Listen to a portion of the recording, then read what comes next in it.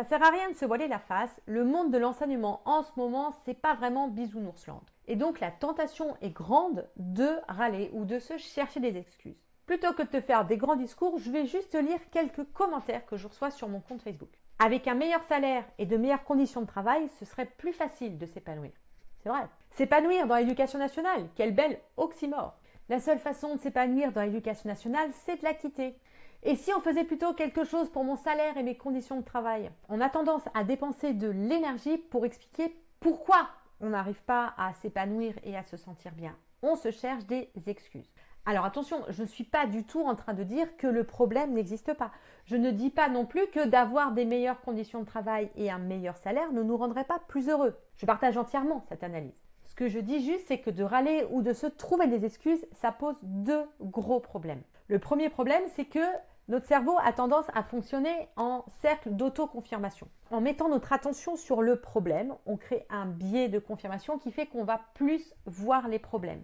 De la même façon que quand on veut acheter une nouvelle voiture, on remarque toutes les nouvelles voitures dans la rue, ou que quand on veut avoir un bébé, on remarque toutes les femmes enceintes. C'est ancré dans notre cerveau. On ne peut pas avoir en conscience toutes les choses qui se passent autour de nous. Donc nos cerveaux sélectionnent en permanence les choses qu'ils voient et les choses qu'ils conscientisent. Ça passe via l'attention. C'est ça l'attention. Choisir parmi tout ce qui se passe, ce qui va être dans notre cerveau. C'est-à-dire que notre cerveau a tendance à sélectionner autour de nous les choses qui montrent qu'on a raison. Donc si on pense que nos conditions de travail ne sont pas bonnes, on va plus remarquer dans notre quotidien les choses qui font que nos conditions de travail ne sont pas bonnes. Du coup, comme on le remarque plus, on le pense plus, du coup, on le remarque plus et on crée ces boucles d'autoconfirmation. C'est le problème de cette attitude qu'on appelle aussi attitude orientée problème. On porte notre attention sur le problème. Et le deuxième souci avec cette façon de faire, c'est que ça ne pousse pas à l'action. Comme on regarde le problème et que ce qu'on regarde dans le problème, c'est ce qui vient des autres, de ce que les autres peuvent changer. Je veux que les autres me payent plus. Je veux que les autres changent mes conditions de travail. Je veux que les parents d'élèves changent. Je veux que les élèves changent. C'est aux autres de changer. Donc, on attend que les autres changent. Le problème, c'est que ça, c'est en dehors de notre sphère d'influence. On ne peut pas faire changer les choses. La seule chose qu'on peut changer, c'est nous, nos actions, ce qu'on pense. Et donc, en attendant que les autres changent, en fait, il ne se passe rien. Et du coup, on se coince dans cette situation. On se coince nous-mêmes dans une situation où en plus on est malheureux puisque notre attention nous pousse à regarder ce qui ne fonctionne pas.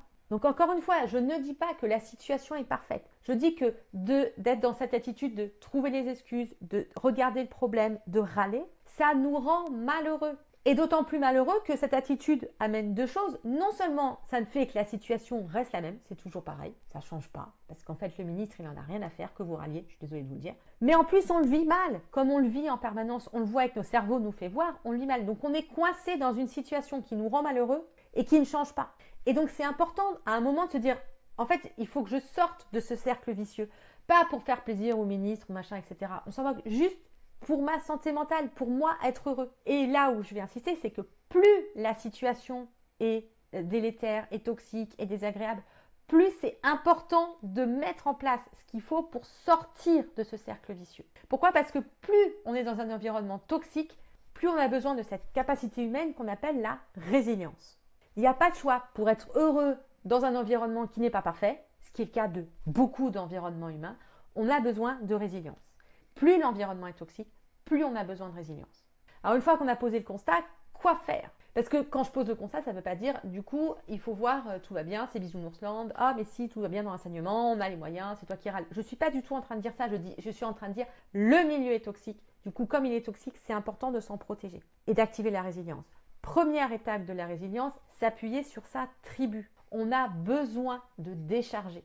Je ne dis pas râler jamais, mais de faire attention de la façon dont on râle pour ne pas rentrer dans cette boucle.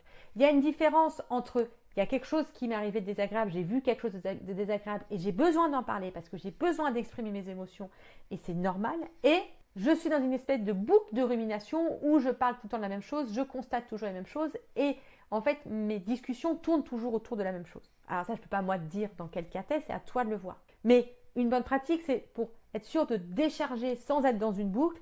Ça peut être, par exemple, de choisir les collègues auprès de tu te décharges. Un, voire deux collègues. Ce collègue-là, tu peux te plaindre auprès de lui. Tu as le droit de râler. Mais il n'y en a qu'un seul. Ce qui t'évite de rentrer dans ce côté où tu vas pouvoir aller voir tous tes collègues pour râler. Ah, tu sais ce qu'il a fait cet élève, et puis tu vas voir un autre. Ah, tu sais ce qu'il a fait cet élève, et puis tu sais ce qu'il a fait cet élève. Parce qu'à chaque fois que tu racontes le truc horrible qu'a fait cet élève, ben, tu es en train de le revivre et tu revis les émotions négatives. Et en fait, ton cerveau, il l'ancre de plus en plus. Donc, en parler une fois, c'est important.